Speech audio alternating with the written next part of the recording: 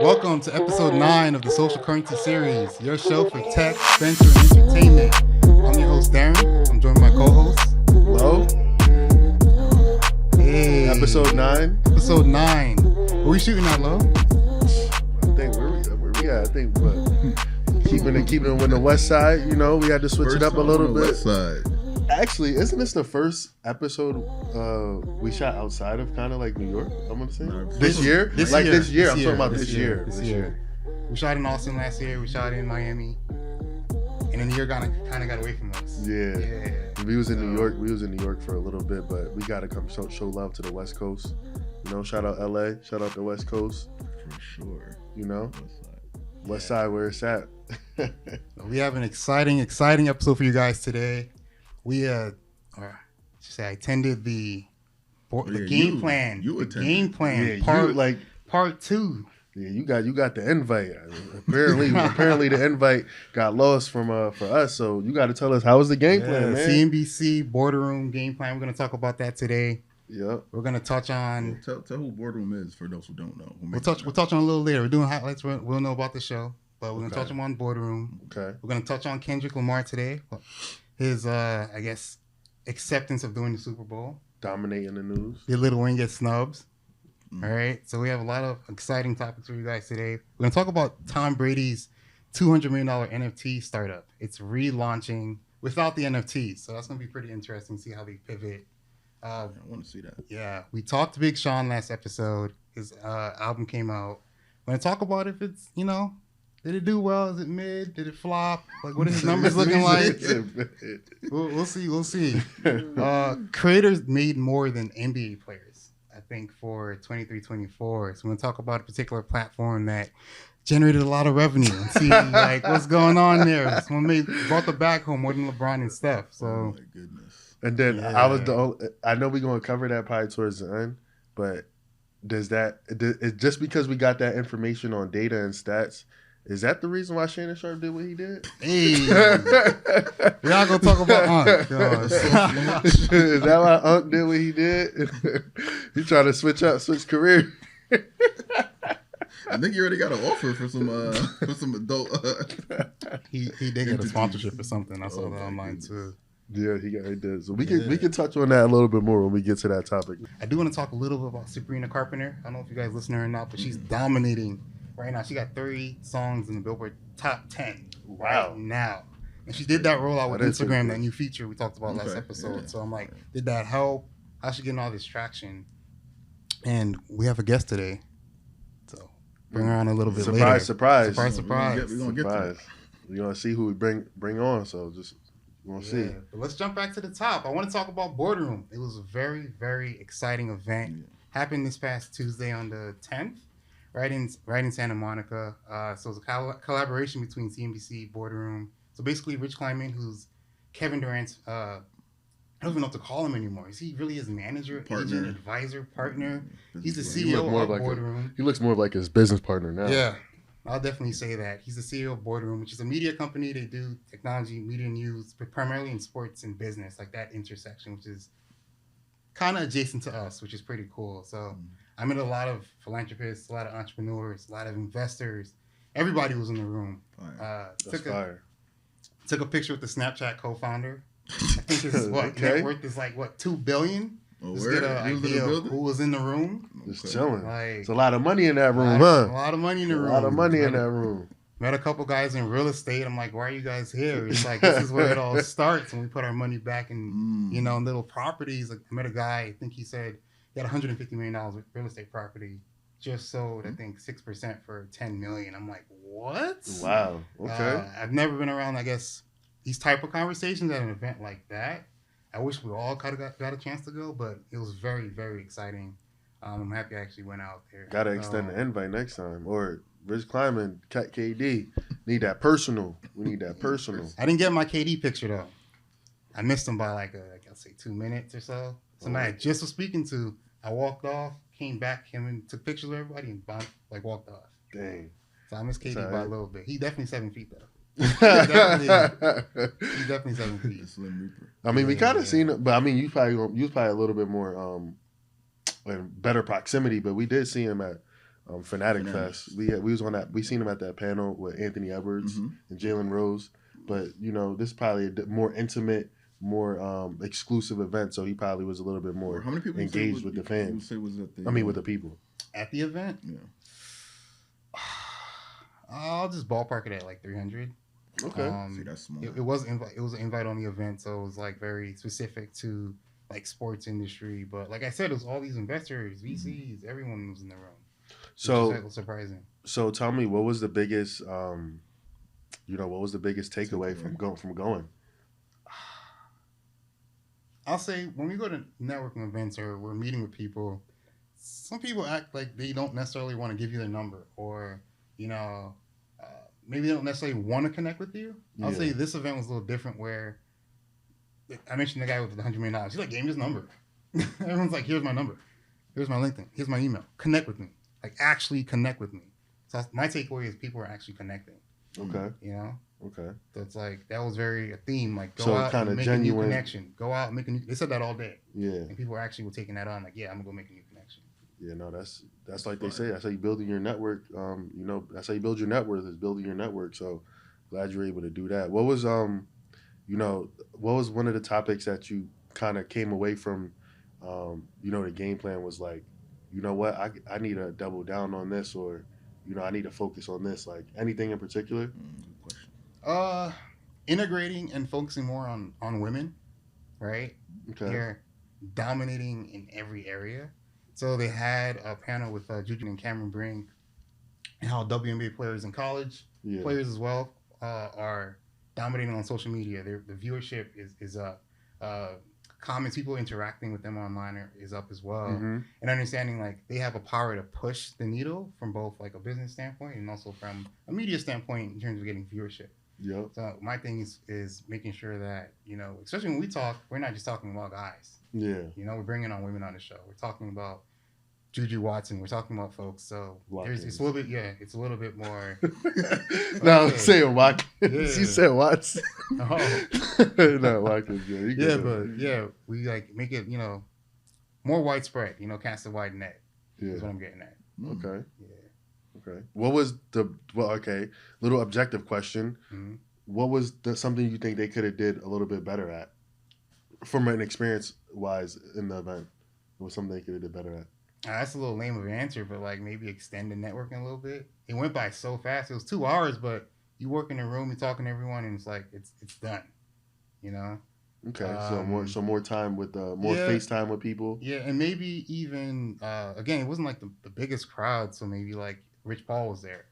Can Rich Paul cap it 10 minutes, talk to the crowd, and like actually talk to the crowd like on the ground. So he just did the panel. Yeah. Some people walked around, like, again, folks got pictures with Kevin. I got pictures of the Snapchat co-founder, but it was like spread out. But it feels like a dedicated, like, hey, you got 10 minutes, 15 minutes or something. If you get to talk to them, get a picture, get one. But if not, cool. But at least you had the opportunity to go and do it. Okay. So it seemed like it was a successful event overall, and it was good? Oh, yeah. I'll definitely go back for part 3. For sure? Yeah. It got to be in LA, or where do you think they're going to do it next? That's a good question. I think the vibe fit what they were doing out here, though. Okay. Yeah. That makes sense. And it was probably like easy to navigate too. Sometimes when nice you're doing events in New York, the beach is right there. It was cool. Yeah, when you're doing events in New York or just like some other markets, traffic and not traffic, I'm sorry, because we in LA, but like parking and stuff can be a little crazy. Yeah, that was pretty smooth, but I can't say that. You Ubered, so. Hey. Yeah. KD, Rich Kleiman, we need that invite next time. Yeah, seems like we missed out on team invite. Yeah, we need the Social Currency Series invite. Okay, so I think we can kind of like wrap. Yeah, well, like that part. Yeah, but nice little segue into K-Dot. So he's having a hell of a year, by the way. Kendrick Lamar. I wanted to talk about all the backlash online around if Lil Wayne should do the Super Bowl versus him. Hold on, before we even get into that, question for both of you guys. Do you think Kendrick is having the best year and that anybody's ever had for like a rap career? That's a good question. It is a good question. I'll say no, not the best year, because DMX put out 2 albums in 1 year and they both went like number 1. Jay-Z also had like crazy stats too. He's having a great year, but this is just off of a beef with Drake, which has just been prolonged. That just gave him the momentum. Yeah, it's not like he hasn't even dropped the album, right? So we're still waiting for that. He's having this is what Kendrick does. But I won't say he's having the best year ever as a rapper. He hasn't dropped the album yet, so. And the reason why I asked is just funny because I know in earlier episodes we were talking about how hip hop was in a little bit of a decline last year. So off that decline from last year, but this is kind of helping it, right? I'm assuming this is helping it, uplifting it, and elevating it a little bit more.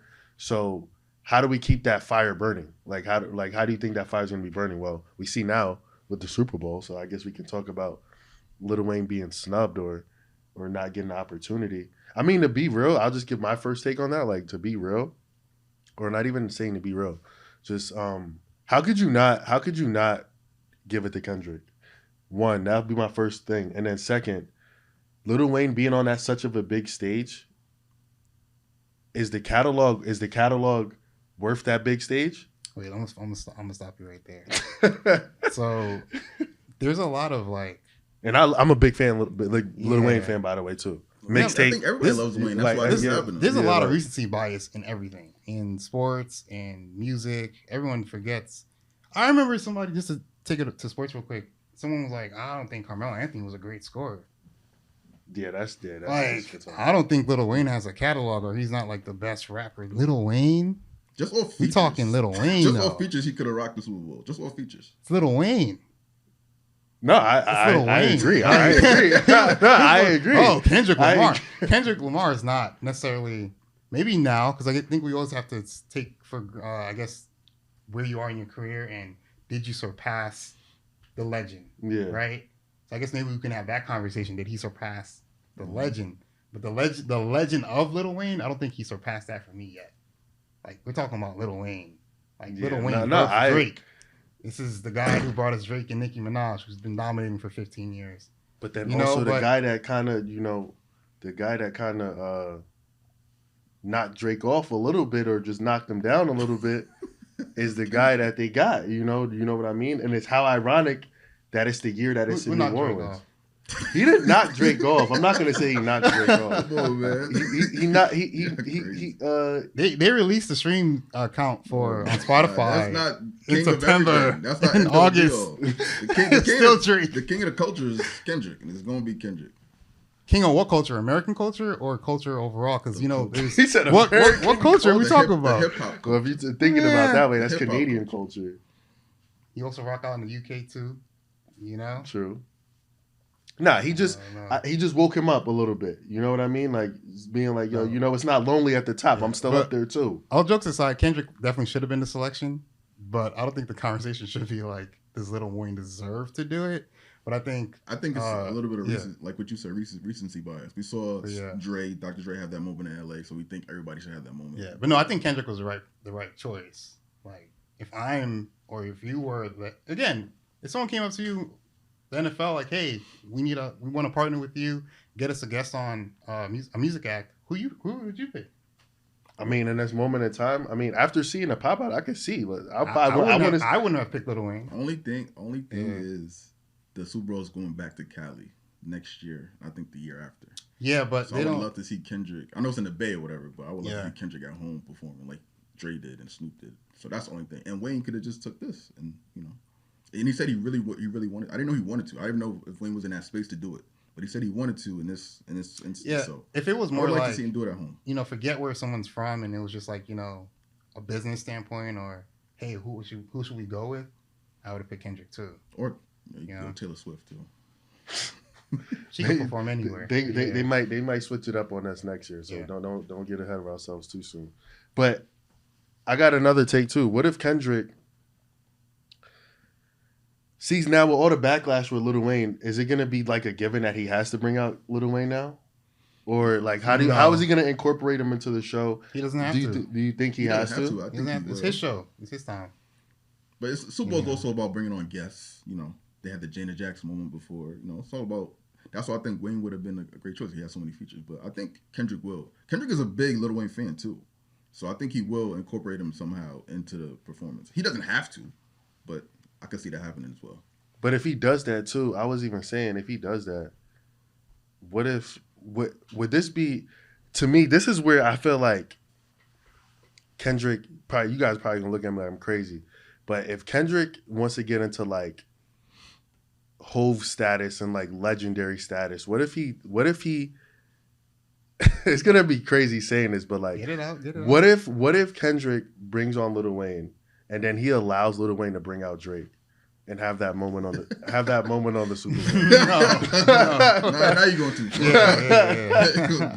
I don't think this is not the Larry Hoover concert. He said this is not the Larry. This is not the Larry Hoover concert. He said this is not the Larry Hoover concert. It's not. We're not reuniting and getting down. Kendrick did say that. He did say I'm an old school Gemini. I'm not Kanye. I'm an old school Gemini. So I'm a little far. But think about that though. He would literally cement himself like. I think he would literally be in that whole stratosphere. Not saying he's not like far off, but like. But hold on, but Drake wouldn't even agree to that. He's not doing that. And they said Drake already turned down the Super Bowl already, or whatever. Do we believe Allegedly. that? Do we believe that? I don't know. He's doing the World. I know you're saying it's different, but he's doing the World Cup. I think he's the ambassador for Toronto. I think it's next year. Yeah, no, it's 2 years from now. 2 years from now. Yeah, like the Super Bowl. Like, come on. I think we were saying this earlier. Like, you're not gonna make a song first person shooter song how big is a Super Bowl and then turn down the Super Bowl. But it was before that song. Yeah, you said you turned it down. That's twice. more. That's even more to my point. Like, why are you turning it down and then saying as big as the Super Bowl? Unless you're trying to say you're too big to do the Super Bowl, which is not. Yeah, the I'll say case, this you though. know what I'm saying? He received the biggest offer from Republic Records. Was it last year or the year before? So, if a label of that magnitude is going to give you $200-300 million to sign with them, then yeah, you probably got a Super Bowl offer. That's the guy. We're going to give you $200-300 million as an artist. But as an artist, why you turning down the Super Bowl? Yeah, even if he did get the offer, why do you think he would turn it down? Is my question. Got $300 million. You feel like you're on top? I mean, this is Michael Jackson. This is Prince. This is Beyonce. Exactly. This is where you. If you're an artist, this is like something that you gotta grace that stage. Like, what about timing? Right? You don't know what he was working on. Maybe this is Super Bowl. I don't know what you're working on, and he hasn't done anything that would require that time. You know, to say okay, he's working on Thriller. He's working on Good Kid, Mad City. He wasn't working on nothing like that. To be honest. I don't know. I mean, I'm gonna stick with it. You can't make a song big as a Super Bowl and then the rumors come out talking about you denied the Super Bowl. You said no to the Super Bowl. Yeah, the timing is crazy though. The song, the beef, and then hey, I'm gonna do the Super Bowl next year. He's also with J. Cole in that song too. They're probably feeling the energy. I'm with my guy. We're at the top right now. This is. Well, we got to make room for. The big one, apparently. Apparently. Got to make room for that. Speaking about Kendrick, so what do you guys think about the song he just put out on his Instagram? Watch the party die? Watch the party die. I'm not going to lie to you. I read the comments before I listened to it, and then I didn't listen to it. You didn't even listen to it? Nah, 20 seconds it was playing. I hit the comments real quick, and they're like, I don't believe you released this. It didn't generate any buzz online, like at all. And I figured I kind of knew what kind of song. Just the artwork itself, the Black Ups, generated buzz in itself. Was it a good song? It's a great song. Everything he dropped is pretty great. Well, that's a little biased there. Yeah, that's a little biased there. I beg the question. What has he put out that has not been great? You guys say you Kendrick fans. What did you heard the song? Yeah, I heard the song. What do you think? I thought it was good. I thought it was good. Now, is it probably like... See, the thing... But that's what I said. I think I said this in the last episode. Kendrick is an introspective artist. So, you know, his music, it makes you want to go back and listen to it multiple times. But for moments that he's preparing for, those are not the records that people are looking for. Listen, summer's coming to an end. I'm a little bit more hyped right now. I don't really want to sit there like trying to figure out what he's talking about. That's what I'm trying to say. So I guess... Yeah.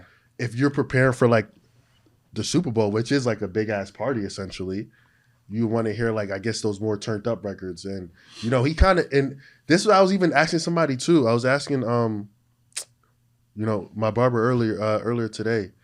It's a good question. Is like, do you think Kendrick will ever drop a song that's as bigger than Not Like Us? Like, is that okay that Not Like Us is probably going to be his biggest song ever? Or biggest hit, essentially. I don't think it's bigger than All Right. I think All Right is still bigger or than Damn, or... Nah, this is like his biggest hit. Bro. Bigger than All Right? I don't know. I think it's big. I mean, they still playing All Right. I don't know if they go still playing Not Like Us 5 years from now. Like that's still irrelevant. I still play N95 off the last project. I'm not, but that's not like a hit though. Like you know what I'm saying? Like, that's not like a hit. It goes hard though. It do. Like, so basically, all I'm trying to say is like that momentum that he garnered, and he to get him into the position that he's in as hosting the Super Bowl. Can he keep that going with a bigger hit, a bigger album, big? Just like that's all I'm saying.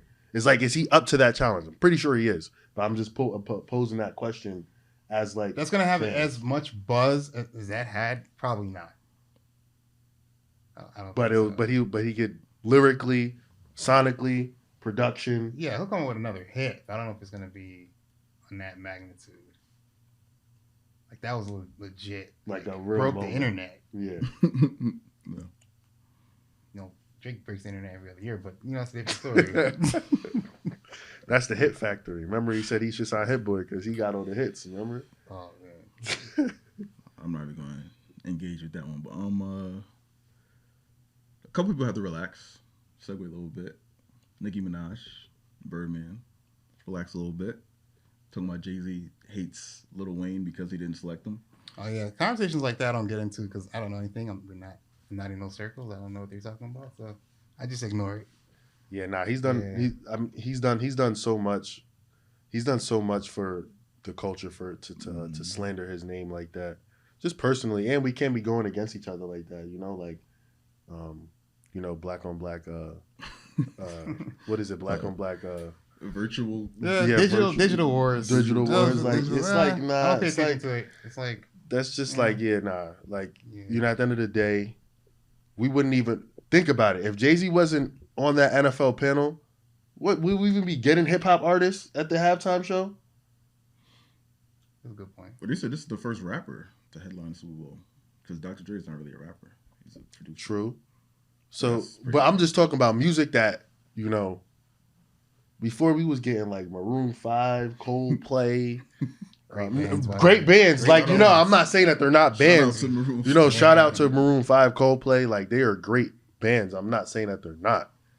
But the culture wasn't on stage. That's basically all I'm trying to say is like we weren't getting represented. And in the league that is putting on this show is predominantly, you know, people of the, you know, I got you. So, you know, that's all I kind of mean. So, you know, he's kind of influenced that. So we kind of have to say, and who knows, Lil Wayne, he just got to keep working. He can still get his opportunity. Maybe he'll do it in LA. Prove us wrong. Prove us wrong. Do some shit. Be like, yo, you want to come to my city and you win the Super Bowl? Drop a freaking fire album. Take LA back. Come to LA and do the Super Bowl. Like No Ceilings, Lil Wayne? That'd be kind of cool, actually. Yeah. I mean, he was kind of up that pathway with the last Corday feature he dropped. He did. That last Corday feature is fire. So that's what I'm saying. Like, sometimes I think that's what we also need to kind of, when we kind of get rejected in a sense or kind of says no, maybe we just got to get back to work and we got to go a little bit harder. Because if we're really keeping it real, like, it is Kendrick's year, bro. Like, it's just that same year.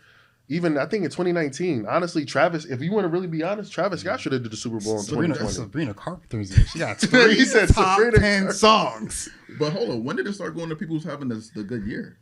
From what I remember, it was people like legacy acts. I never remember it's for people having a good year. You know, with the attention span of like social media, it got to be with like relevance. I'm assuming. I'm just gonna assume that because you know people don't even know what happened like 5 months ago. I can't even really tell you what happened 5 months ago. I guess. So that's why you got to kind of keep up with. Well, I want to keep things moving. I definitely want to touch a little bit on Big Sean's album.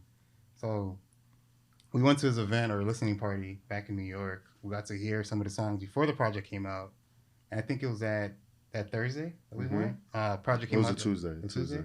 Doesn't matter, but yeah. End of week. Project came out on that Friday. I definitely listened to it. Gave it a couple listens. I thought it was good.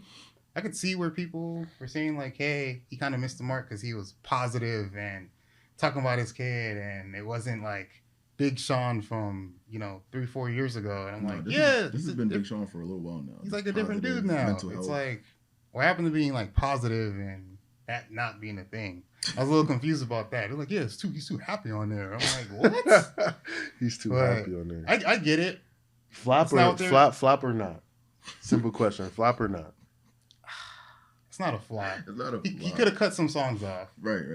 But it's not a flop. It was like 20 plus songs. It was 20 took some songs out, but it wasn't a flop. But he said this is songs he's been sitting on since the pandemic or something like that. So he wanted to get all that out. Yeah, so I can understand that. I might be wrong, but I do feel like his lack of participation in things like the beef, like he's just sitting in the corner minding his business, hanging out with Mexico. Yeah, like, I mean that's not a bad way to hang out, but I'm just saying he's not participating. And like I said, what I like about Drake is that he participates, win or lose. He's gonna show out for his fans, right? So it's like, I don't hear you for 4 years and you come out with this, and it's like almost you got to get used to him again. Yeah, who's this guy? He doesn't feel familiar to some people. That's the only thing I was gonna probably say. I personally like the album. I think it has good replay value. I just think it's for him to garner the buzz or probably like the impact that people were expecting or used to. He probably should have just kind of led with a little. He should have get more lead time in the singles, and let the singles kind of like cook up and build that momentum for this album drop, because I thought the album was good.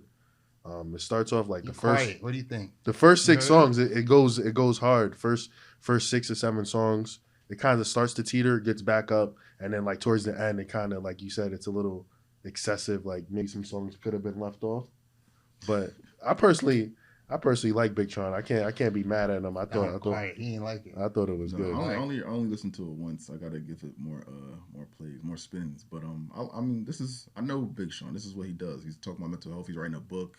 He's doing a podcast with Jay Shetty. So I know that's the path he's on. That's why when J. Cole dropped out the thing, I know the path he's on. They're all protecting their peace, protecting their mental. This is why they're my favorite artists, because that's the path they're on. So I know what they're doing. I'm not surprised by none of the positivity. This is what I'm expecting.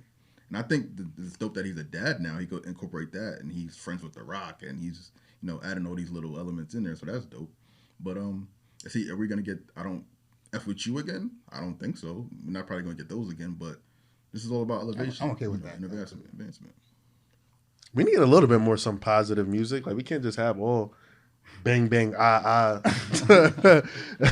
gotta have a little bit of diversity in the music that comes out, I think. Yeah, I definitely wanted to talk about Doechii too. Like she's on TDE, so West Coast, and she's actually doing right now. She's the best rapper in the game right now to me. She's consistently dropping. That's high regard. It's creative. So wait.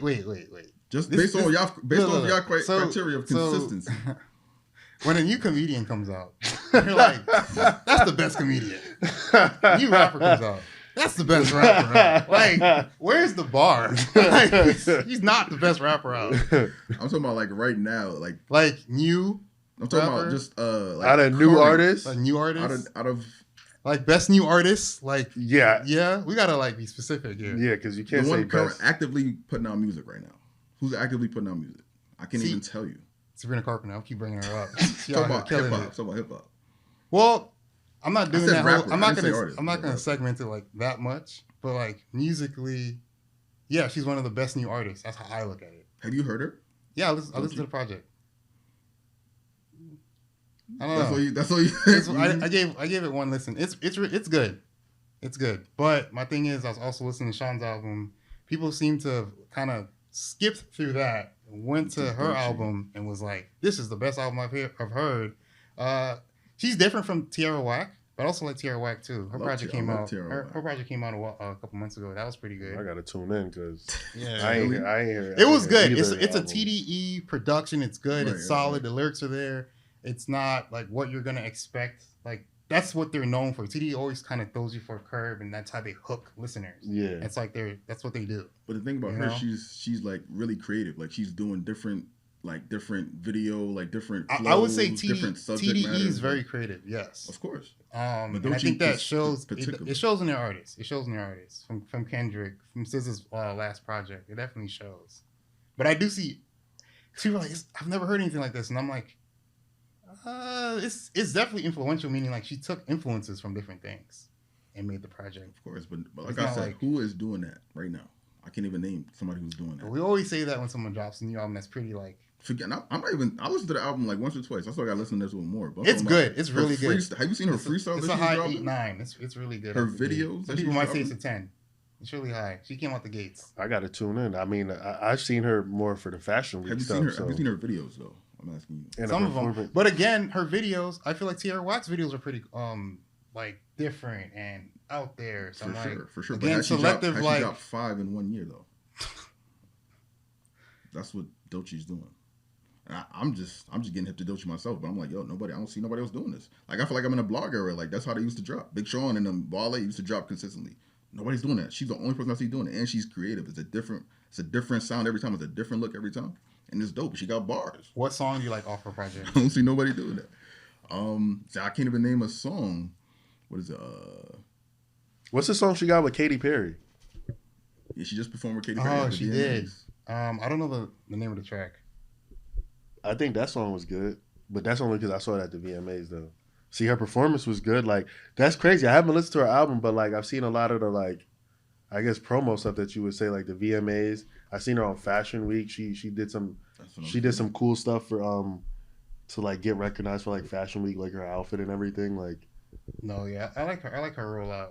Yeah, her rollout was definitely like TD nailed it again, but it's definitely a collaboration effort between them and their artists. I think that was pretty cool. And maybe too, because I think we were talking about this a little briefly. Maybe her album is getting received a little bit better because she has like more of a machine behind her, and Big Sean. She's refreshing. Yeah. She's very refreshing. It was a really good album. Okay. You know? I like Fireflies and Prophet. Those are two off the top. That's cool. But my thing was in terms of the creativity and her being like the best out right now. I don't disagree with that. I was just saying, like, Tierra Whack came out a couple months ago, and she's pretty different. Tierra Whack is fire. Yeah, she's sometimes fire. I feel like the internet does this thing where it like too. ignores people sometimes, and then like picks somebody and be like, all right, yeah, that person's super creative, when this person over here is also very creative. I'm just saying, that's all I'm saying. From the consistency standpoint, yeah, they are very different. So I'm not comparing them though. Yeah, Doechii is like on fire. Like, I don't see anybody else dropping as frequently as her and as creatively as her. Yeah, but I definitely like these little music touch segments. I definitely wanted to just briefly.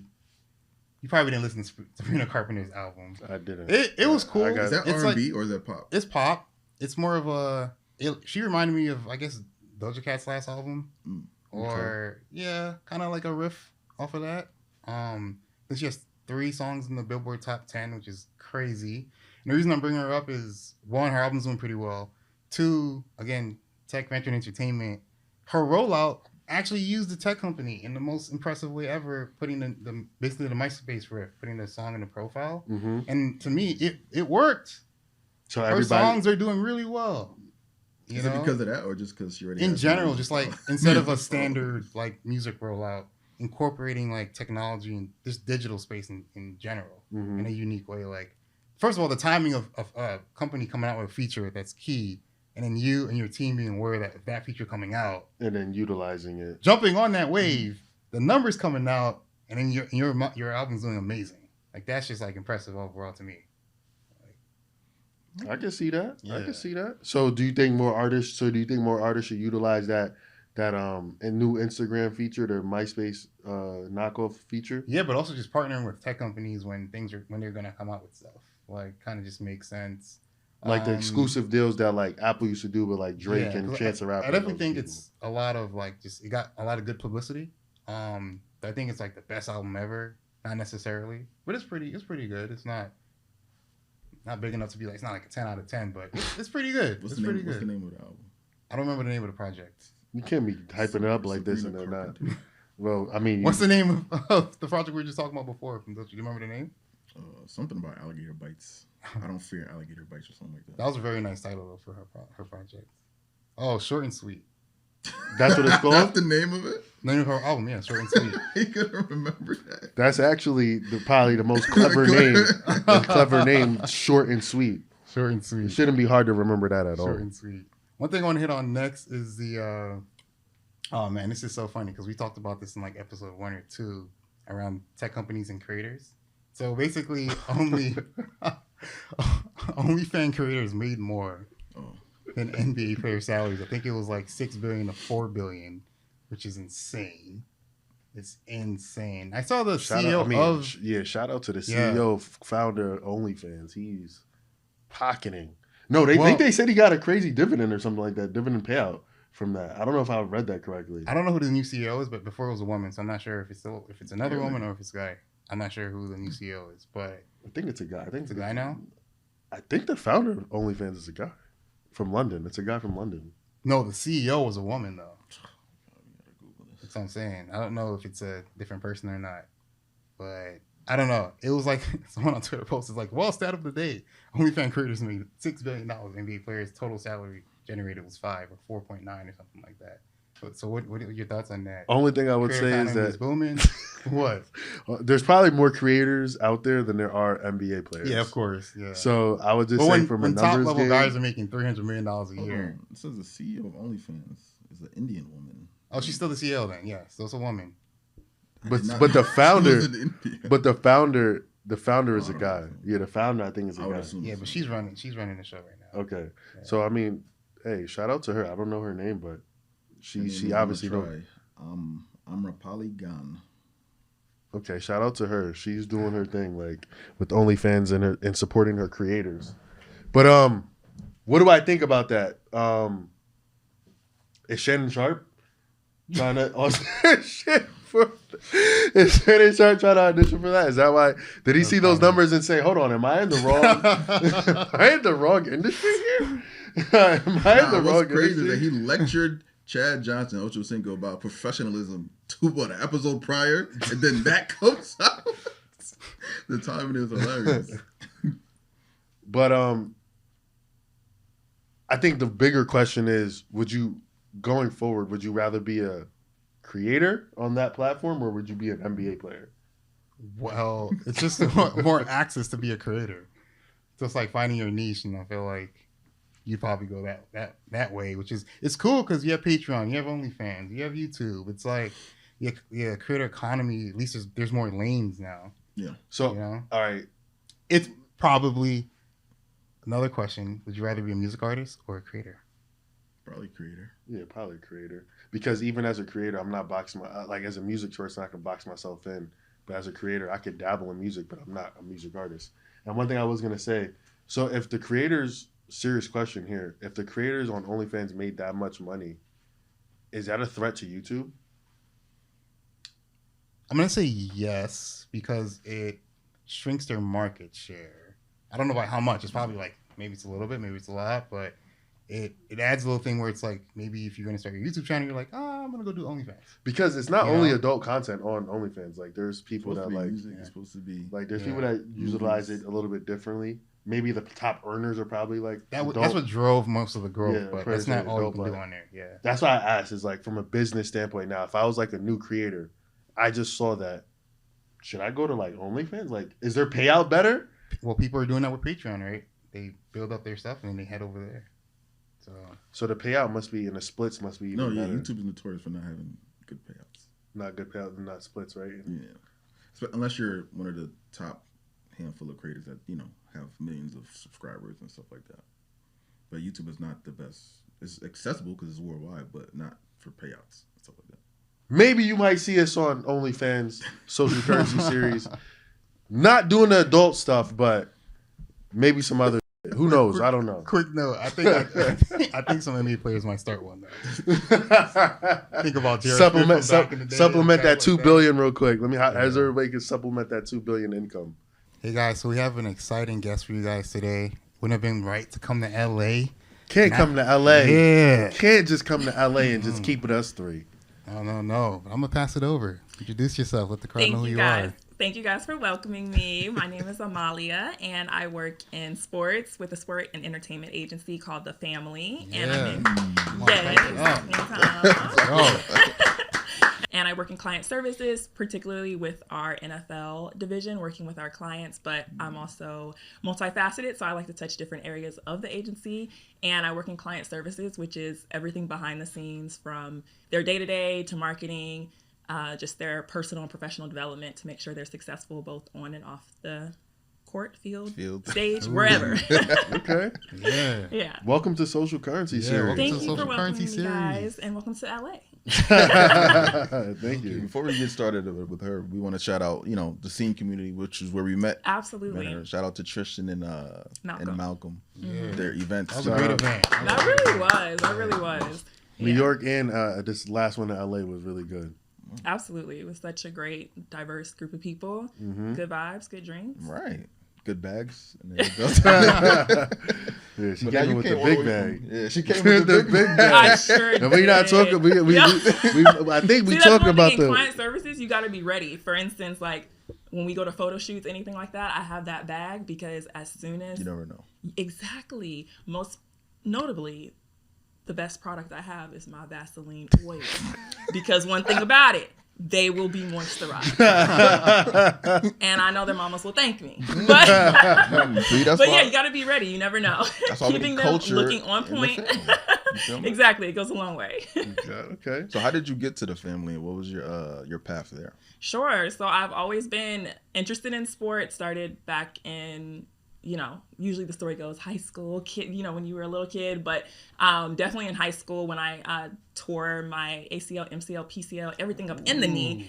And I was like, God, what are you trying to tell me? Like, what's going on? I want to work in or be in sports, like play sports. But long story short, I ended up going the academic route to Rice University where I majored in sport management, and I was always involved in anything sports on campus in the city. And Houston is just a huge hub. So we had the SuperBowl come in while I was there, the Final Four, so many different events. Wow. So I was able to partake in really anything. I did about 7 to 8 internships in college, and then used human resources strategically because it's very people oriented, but gives you that business acumen. And it got my foot in the door because everyone was looking at the more flashy positions into the industry.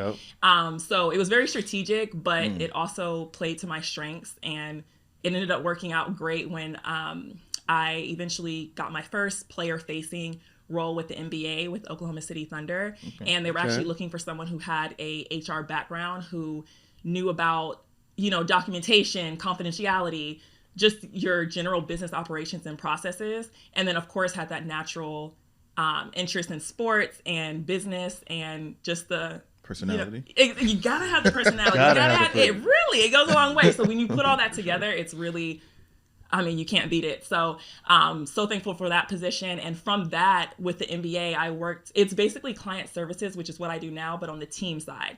So we're doing everything off the field for staff and players so that they are in tip-top shape mentally, their family's good. In terms of lifestyle, their houses, kids, everything's on point. So when they get on the court, they don't have to stress about anything else.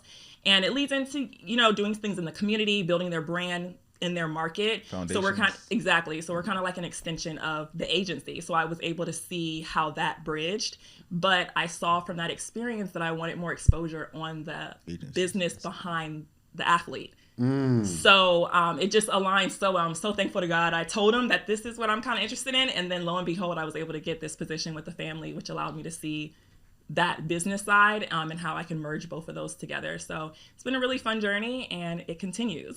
So yeah, I like that. Absolutely. Question I would have is, touching on the business side, what are the, some of the key things that you learned, in the journey that's helped you understand the business side of the players more through your role at the family or even prior experience? Right. I learned it takes a lot of intentionality. Everyone is their own individual, and that's what's a lot a lot of times mistaken or looked over in this industry, where you're just looked at as a number, as another player, but everyone has such an individual and unique story, and being able to be intentional about seeking that out with each player, their families, their friends, it's just so deep, and the time and effort it goes into that, the players or athletes, you know, they do notice that. And I think that's been the biggest thing about it, is you can really make a lot of impact through knowing the true person and looking at them, not just for what they're going to give you, what they can provide, but what is their story and how can we maximize on it to make the impact that they want in this world. Oh my God, that's beautiful. That is beautiful. Because that's, you know, that gets overlooked a lot, and especially in sports, they get cut, you know, they get traded. You don't think they care about the players. Absolutely. But the fact that you guys know that and champion that. That's absolutely. beautiful. And then for an additional point, why I joined the family is our founder, Steve Astafin, was a part of Wasserman.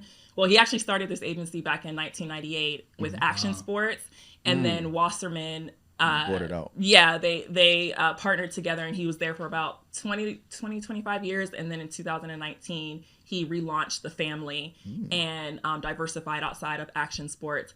But his main, you know, goal and drive to do that was because he was tired of the transactional nature of this industry. Right. So hence the family, he really took pride in being able to have that direct one-on-one relationship with athletes, and being able to transition or exemplify that in your partnerships, because you really care about them and their family, and you find creative ways to make it the most impactful. And through Action Sports, he was able to do that, and he just kind of transition that into the more mainstream sports in football, NBA, and all. So so what is like a typical, I don't want to say day, but like a typical week looks like for you? It can definitely look so different every day, which is the best part of it. One day I can be working out a family dispute.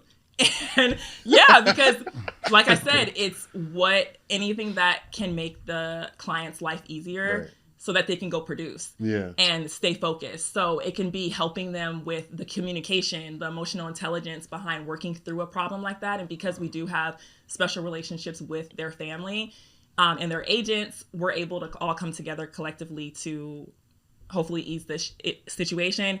Another day it could look to where I'm helping with a relocation with the client. With the NFL just starting, we have clients that, you know, were acquired, waived, so a lot of moves going on. Okay. Yes, and then another day it could look like I'm helping our, you know, chief business officer put together an offer or executing a marketing deal, and they'd like my input on if the player would really want to do this, and what's their temperament, what's their pulse right now.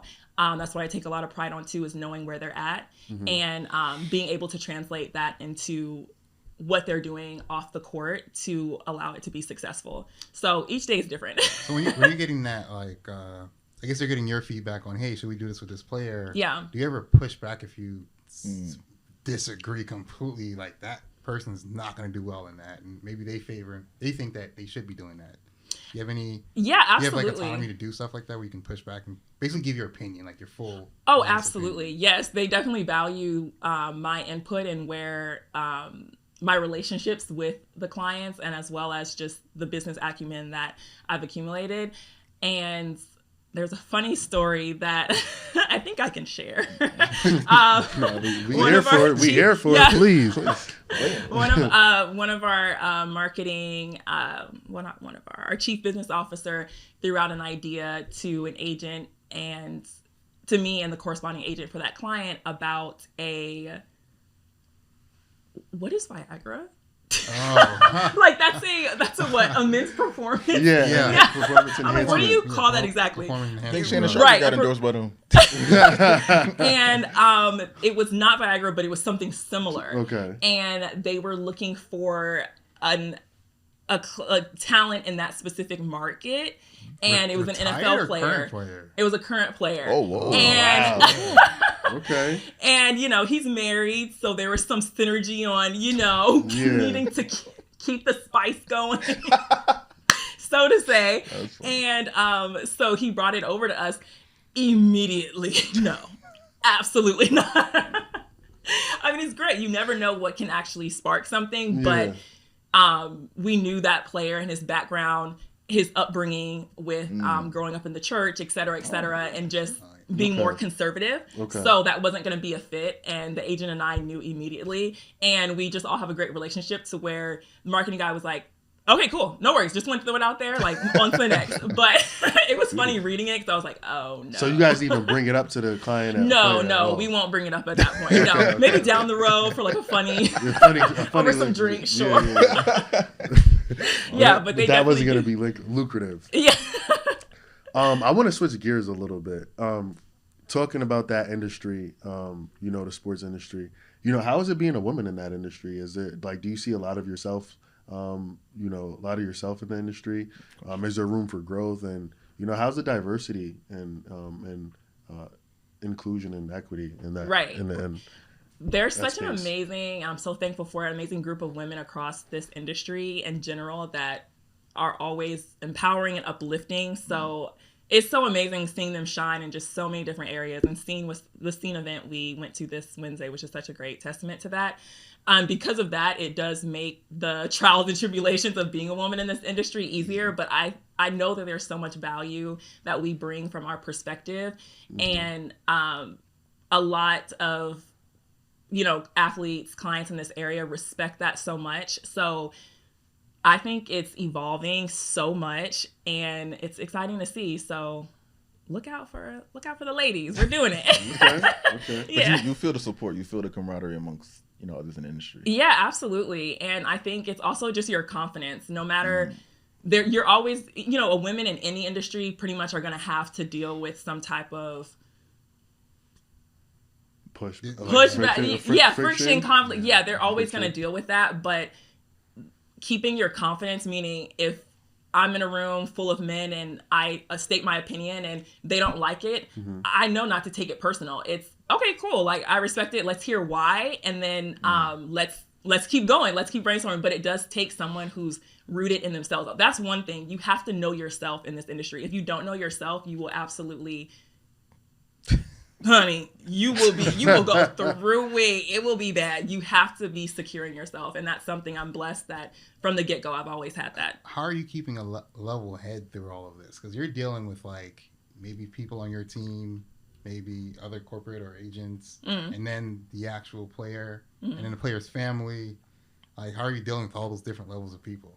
It's because I realized that no matter every contribution, I see the bigger picture, and every contribution matters, no matter how big or small. So I know, even though sometimes it could be uncomfortable with those family disputes, I know that this is pivotal to helping out the client and allowing them to be successful, but it also builds that trust, which leads into other areas of trust where you never know, finances come up, and being a woman and mostly dealing with men, a lot of men don't like to necessarily state when they're in trouble, or they don't know something just because you're a woman, and they want to come across as very, they have control, and it's okay to not have control. So having that trust goes a long way. And then with the family as well, a lot of stuff goes on behind the scenes that families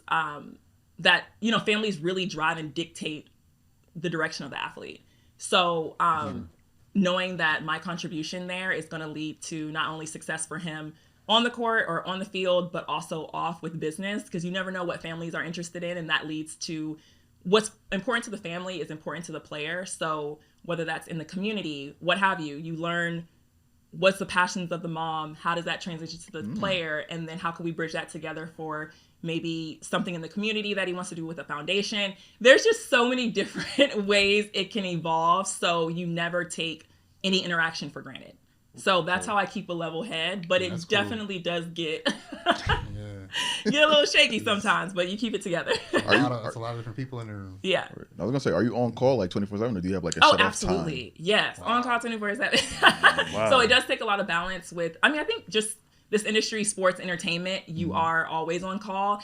And it's just about having great people around you that value work-life balance, and then also prioritizing it for yourself, because the reality is we take care of so many people all the time but we have to take care of ourselves first, or else you literally cannot do it at the level that you want to. So I definitely had those moments throughout my career so far, and it's always a great reminder to slow down, take care of yourself, because we want to serve them the best we can.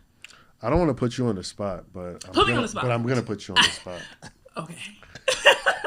Let's see. Like, out of all, I guess, the people that you kind of collaborate and work with, who would you say are like your favorite clients? You cannot say that. I told you I'm gonna put you on the spot. What? I said I was gonna put you on the spot. I love them all. What's the most exciting thing? Yeah, I should say. Okay. No, I do have one though, just because it's funny. So my favorite is Chris Paul. So I love me some Chris Paul. Okay. And insane. Like, I'm talking about my first NBA game was my dad took me to a Hornets game against the Spurs in San Antonio. That's so the fact that when Chris was with Oklahoma City Thunder, still dunking I was there. Right. He was still dunking. But I got to meet Chris, work alongside him a year when he came to Oklahoma City Thunder in, what was that, 2020? Was that the bubble? No, right after the bubble. I think it was right after the bubble. Exactly. Yeah. So that was my highlight, and I got to meet his family. It was so amazing. He was just incredible, and he never knew that I was such a huge fan. But and no one knew either. They were like, "Did you tell him?" I was like, "No, we keep it professional." Really? So that's been my favorite experience so far, and now he knows if he watches this. Okay. Oh, so you still didn't tell him? I did not tell him. You just told him. Wow. So maybe what was a good question? Good job. What, all right. So if you want to say in favor, what's like he was saying, I like that question too. What's like the most exciting or like the most exciting experience that you've had in being in in client services and in your role with some of your clients? Like, give us some exciting moments, I should say. Exciting moments have definitely been the marketing, photo shoots, any activations that our clients are doing. I've never been, before this role, I haven't been directly involved with them, where it's my responsibility to make sure, obviously the brand has their hair and makeup, they have their creative director, but as a representative of the athlete, we can still go in there and say, oh no, that color is not going to work for him, or he doesn't like this, or let's switch up the script because that doesn't sound natural. He would never say that. Yeah. So I've loved that part. That's been so much fun. Just the creative director in me is just sprouting and thriving. So that's really, really fun. And also just realizing how much, I don't want to say power, but how much influence in this role that we get to have on the final product. Yeah, on the final product, but just the direction of the athlete. Meaning when I was on the team side, it kind of felt like you were in a box sometimes.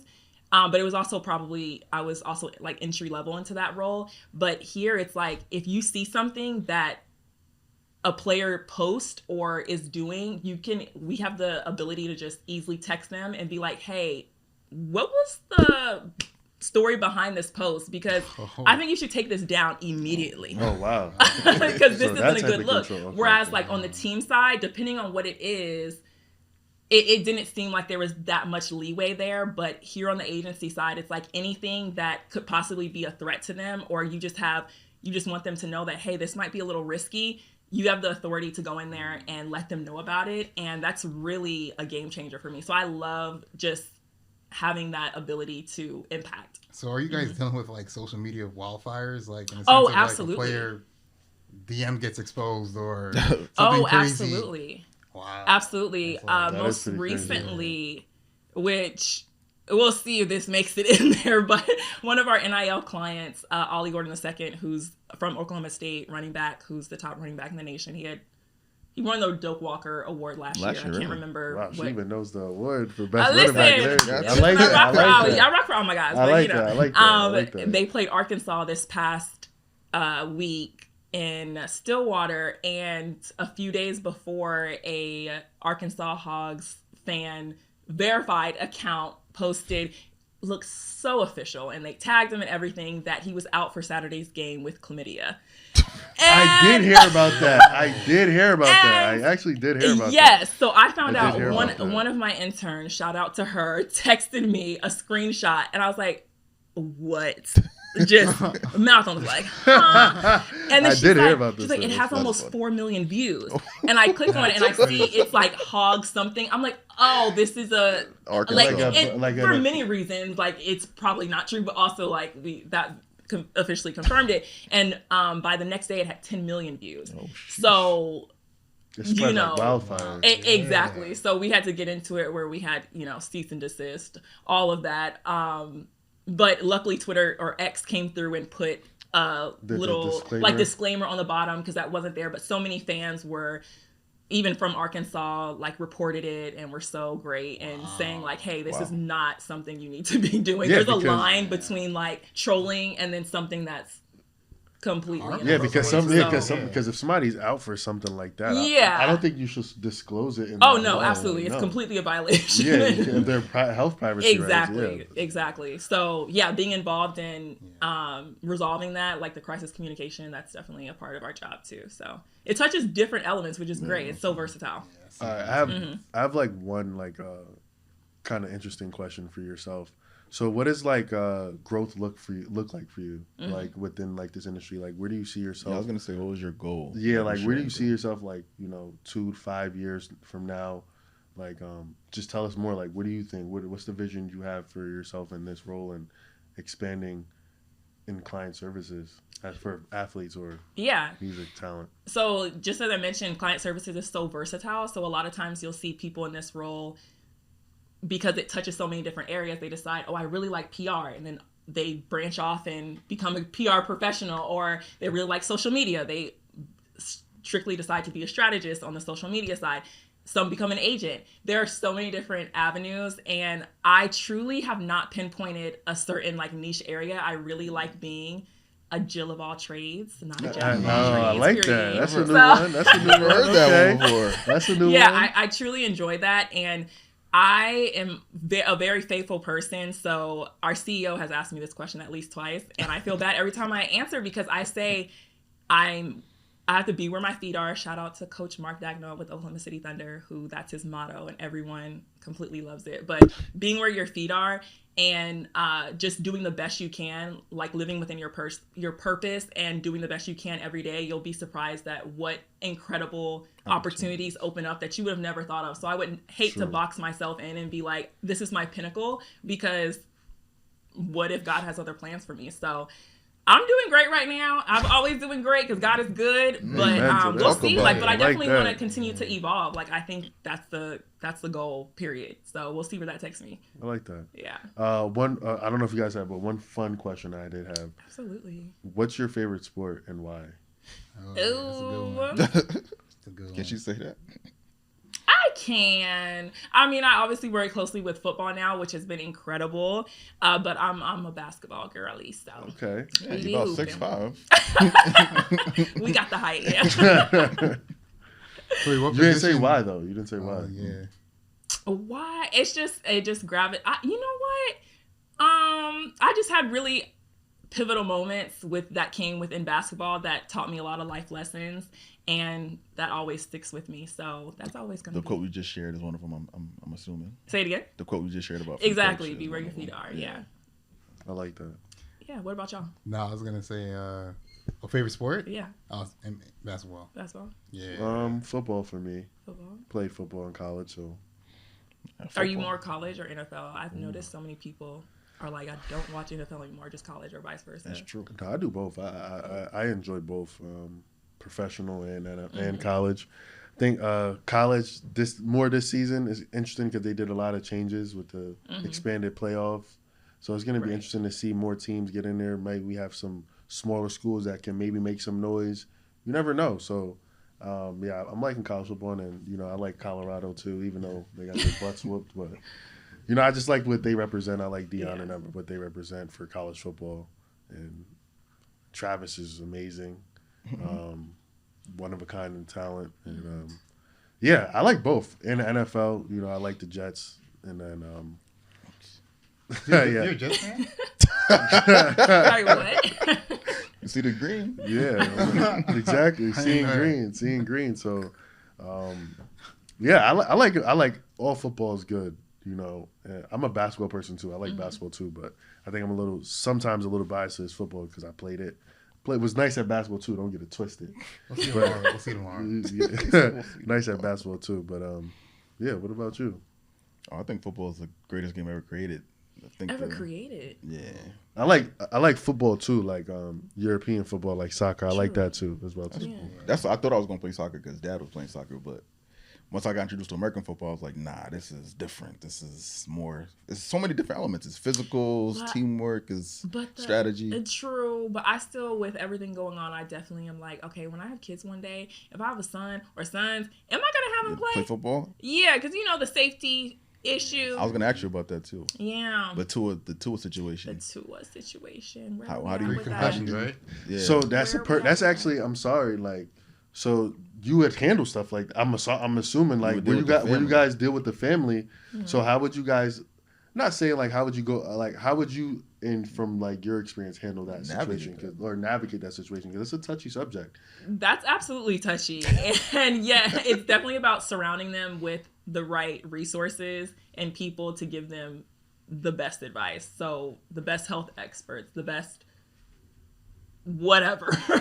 Doctors, with financial experts, because obviously that'll change his contract.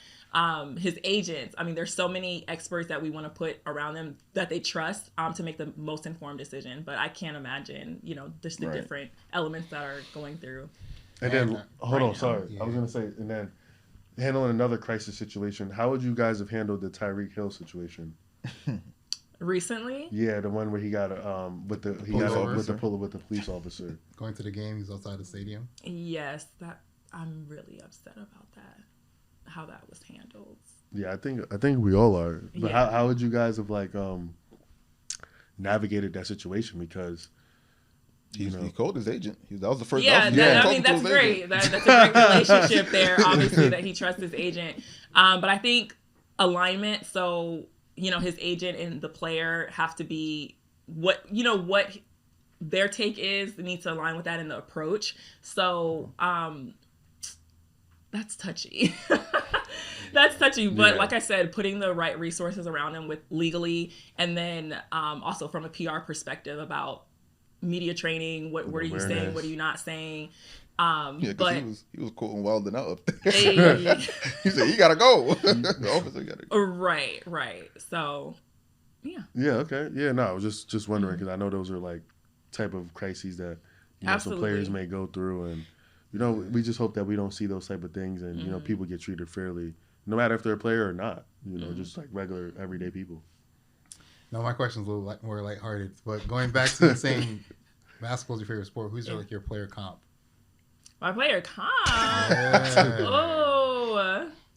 She actually done tore everything in her leg, so I don't know. Oh my goodness, this is so funny because I haven't played in so long. Like I'm not really. Okay, if I would say, I love me some Asia Wilson, so I love me some her. So Asia Wilson, of course, is a beast. we're not comparable, but like I would be her in my head. That was a great answer. For sure. That is a great answer. Yeah, she's killing it. She is amazing. She's has been for a little while now. Yeah, absolutely. It goes unnoticed with all the not unnoticed, but like.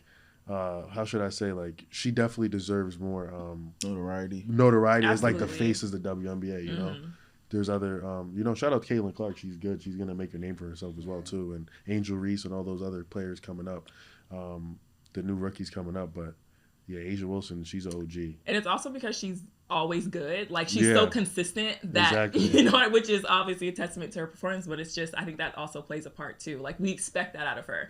Just like LeBron, but obviously he has that status. But like she's not ever wavering in her performance. So people are just used to it. Sorry.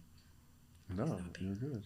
We're good. I did have a question. So you're not gonna let your kids play football, or that's a discussion for later? It will be a discussion, but it's tough. I would veer on the side of not. Well, they got flag football. I don't know if you want to. They do have flag football now, and don't they know, guys? They want their shot at it, right?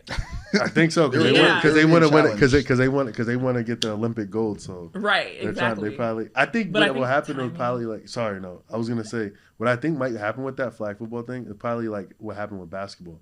At first, they had like regular people, and then eventually they'll have like the professionals go and do it. But the only thing is that the Olympics kind of lands during the time training camp and all that stuff usually starts. So it'll be interesting to see how they navigate, how they like, do they change their training camp? Like, do they alter that? They should probably. On Olympic years. So I think that's going to be something, a new element to the NFL. It's going to be right here in LA. I know. What do you think about that? Yeah. 2028. The LA resident. LA is going to be the place to be. And starting, well, it's already kind of the place to be. It's extra stupid. I heard that out of all the Olympics, the last one that was in LA was the only one that generated, like, had profit. Like, really? Yeah, really? Which was crazy, but I guess it does make sense. I could see that. Yeah. Well, get your businesses ready. Whatever side business you doing, I know, literally. It's going to be the whole world coming to LA, so that's going to be an opportunity. Gearing up right now. Yeah, definitely. I mean, they've been for like the last several years, actually. It's been wild. So. Oh, yeah, for sure. I'm definitely excited for that because it's going to be a lot of opportunities and a lot of new stuff. And, you know, if you got business. Are y'all coming there? Yeah, for sure. Yeah. Why not? It's got to come to the Olympics. Is in America? What? I know, you have to. You got to. We don't got to travel to Europe or the Middle East or China. I mean, But unfortunately, they announced that breaking won't be in really? LA. They took it out already? Think about it. They took it. They said no. They took it out. Wow. It did not live up to whatever. The Jabberwockies hype they wasn't in it. The Jabberwockies wasn't in it. They said that one girl from where? Australia. She was a fraud. So did that? Was that the? Was the end of it? Wow. LA said we are taking that out. And adding flag football. Right. I think flag football would be better. Put it back. What, breaking?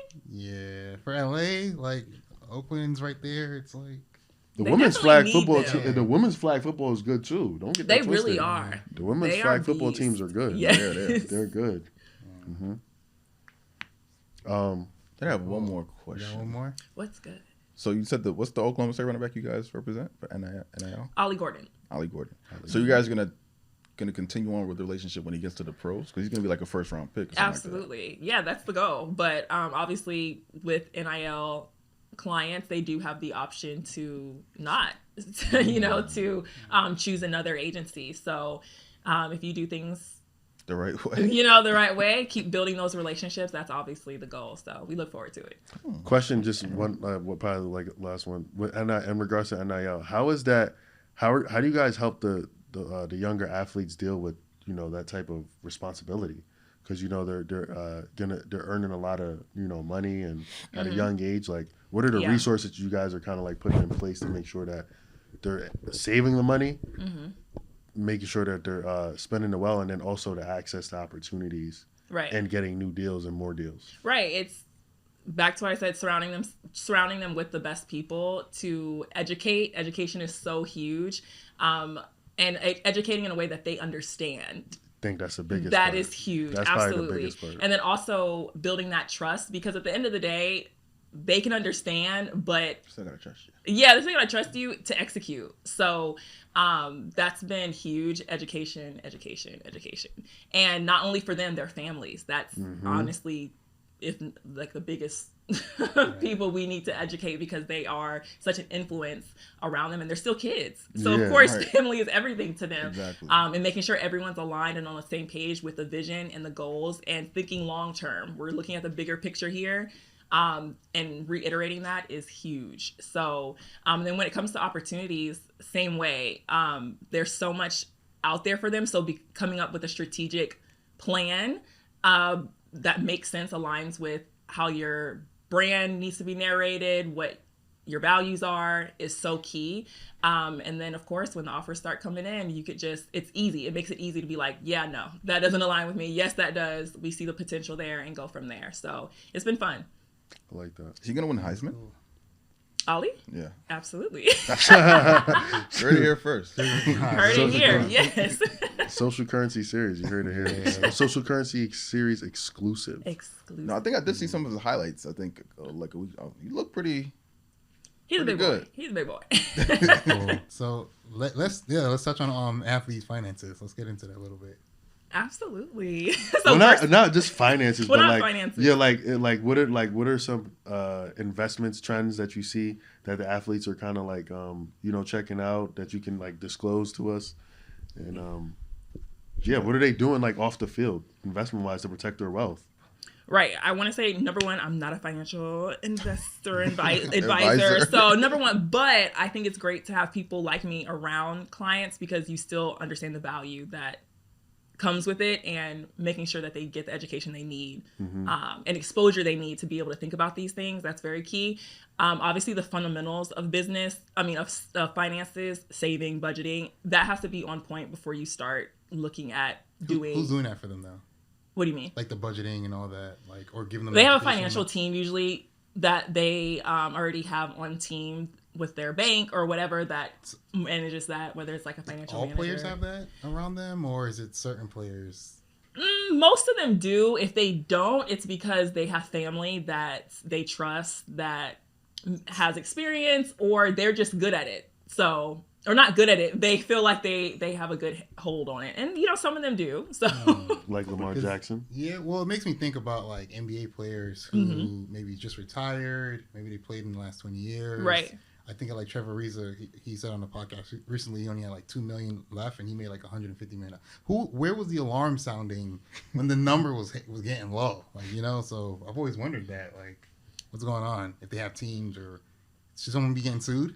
Like, what's going on? There's a lot of shady people, as you know, in this business, but also it's really discipline of the client as well. You could have a great team around you, but at the end of the day, they have to adhere to their client. So if they say, oh, I understand what you're saying, I probably shouldn't do this, but I want to. So they have no choice but to do it, So there's that aspect. But then there's some people who just have ulterior motives, unfortunately, and we hate to see those situations. So. You didn't answer the question. What was the question? And like the investment. So like. Oh, yes. So back to that. So when they do get to the moment of wanting to invest, education, like I said, is very important, but also having them understand that just because someone, there's a lot of buzzwords when it comes to different areas of investing. So having them slow down and be like, listen, you need to have a strategic long-term plan that's going to, be successful throughout your whole life. And then just giving them exposure to the different people, resources to be able to do that.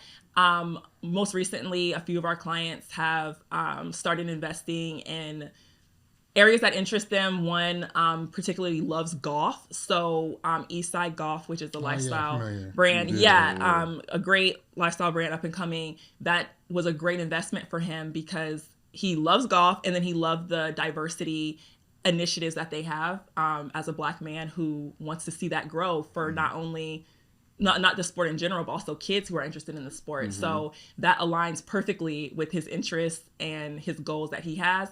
And then what's another one that I had off the top of my head? No, golfing was a great example. That's a great booming. And it's a long term.